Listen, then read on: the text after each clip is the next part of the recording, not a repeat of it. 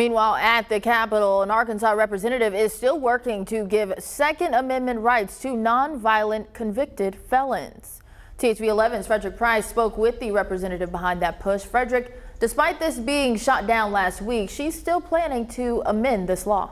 Yeah, Faith, Democratic Representative Vivian Flowers tells me she really wants to provide a pathway for nonviolent felons in the state. But lawmakers last week argued this bill is similar to an existing law. Well, this week she's going back to make some changes with plans to keep this bill alive.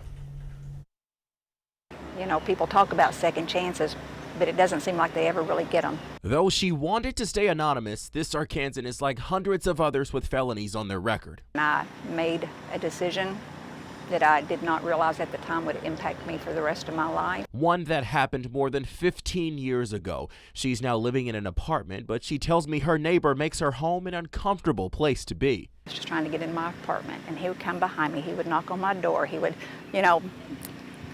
bother me. She says owning a gun would make her feel safer, but Arkansas law blocks someone convicted of a felony to own a firearm. It's something Democratic Representative Vivian Flowers is working to change. Their Second Amendment rights are taken away. Flowers introduced House Bill 1013, a bill designed to restore someone with a nonviolent felony's right to own a gun after 10 years have passed since they've completed their sentence. It also discharges, dismisses, and seals a nonviolent felony conviction. Felons in this state, only pathway is through the pardon, and that rarely happens. But lawmakers last week raised concerns about the bill and voted against it. The current law gives you a list of felony convictions that are eligible.